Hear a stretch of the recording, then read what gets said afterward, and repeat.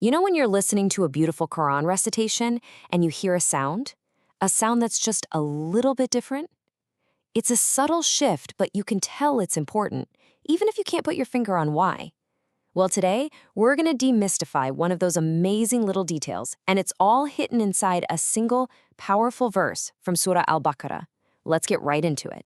Okay, listen closely to this specific part of the verse. I'm going to say it slowly. وَمَا هُمْ بِضَارِّينَ. Did you catch that? Right there, where hum flows into bidadrin, there's something really unique happening with that M sound. So what is that sound exactly? It's not a hard M, right? And it's not quite a B either. It's this soft, kind of gentle flow between the two.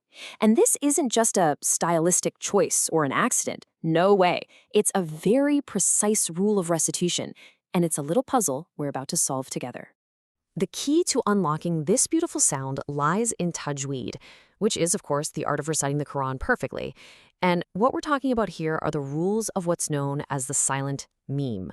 So, the silent Meem, you've probably seen it written with that little circle, the sukoon, right on top of the Meem. All it means is that the Meem doesn't have a vowel. It's just the sound. But, and this is the really cool part, how you actually say that sound changes completely depending on the single letter that comes right after it. Now, I know what you might be thinking. Oh no, are there going to be a ton of complicated rules? Not at all. It actually all comes down to just 3 super simple rules. We've got oral concealment, oral merging, and oral clarification. Let's break down what each of those means, one by one.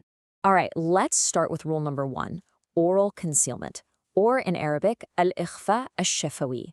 This is it. This is the one we heard right at the beginning.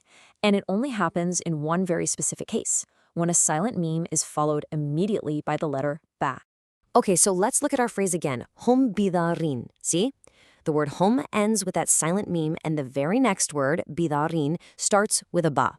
So instead of a hard stop like hum, bi, it's totally different. The M sound kind of softens. It almost hides itself as it flows gently into the ba sound. You get this light nasal hum. And here's a really great practical tip to get this sound just right.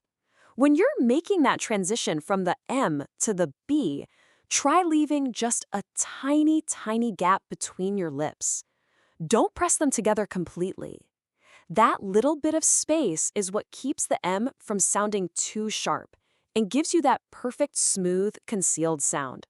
Okay, on to rule number 2. This one is called oral merging or al-idgham ash-shafawi, and it's super specific. This rule only kicks in when a silent Meem is followed by, you guessed it, another Meem. So what happens here? Well, you don't pronounce 2 separate M sounds. Nope. They just melt together into one single, slightly longer M sound. You hold it just for a moment, and you should feel a little nasal vibration. That's what we call the ghunna. It's like you're just stretching that M sound out nice and smooth. And that brings us to our third and final rule, oral clarification, or al-idgham al-shafawi.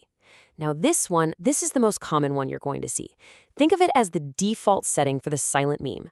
It applies anytime a silent Meem is followed by any other letter in the alphabet, as long as it's not a ba or another Meem. And what do you do for this rule? You do absolutely nothing special. Seriously, you just pronounce the M sound nice and clear, and then you move right on to the next letter. No hiding, no merging, nothing fancy. Just a clean, distinct M sound. Easy, right? Okay, so we've got the theory down. Now let's put this into practice. And what's really cool is we can find examples of these different rules right there in the very same verse we started with. Let's put these 2 sounds right next to each other so you can really hear the difference. So first we have our original example, hum bidarin. That's the silent Meem followed by a ba, so we get rule 1, concealment. Now compare that to another part of the verse, yadrubuhum wala. Here, the silent Meem is followed by a waw. And since waw isn't a ba or a Meem, that's rule 3, clarification.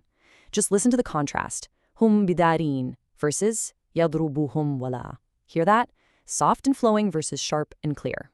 All right, time for a little pop quiz. It's your turn. Take a look at this other phrase from the verse. Anfusahum lao. Okay, you see the silent Meem at the end of anfusahum.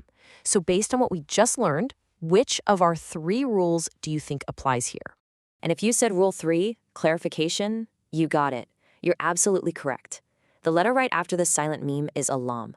And since lam isn't a ba or a meme, the rule is just to say the meme clearly.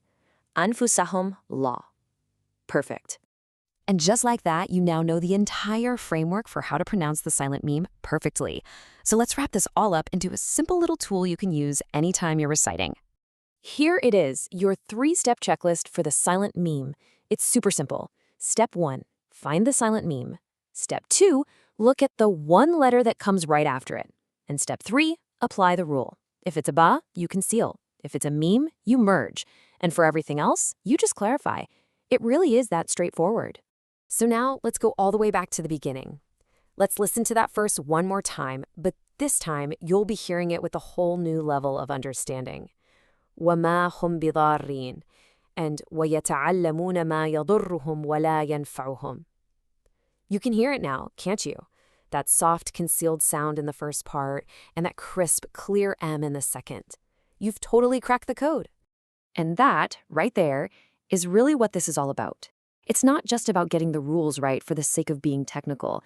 It's about training our ears to pick up on the incredible, intricate beauty of the Qur'an's sound. It's about appreciating the divine precision that's woven into every single syllable.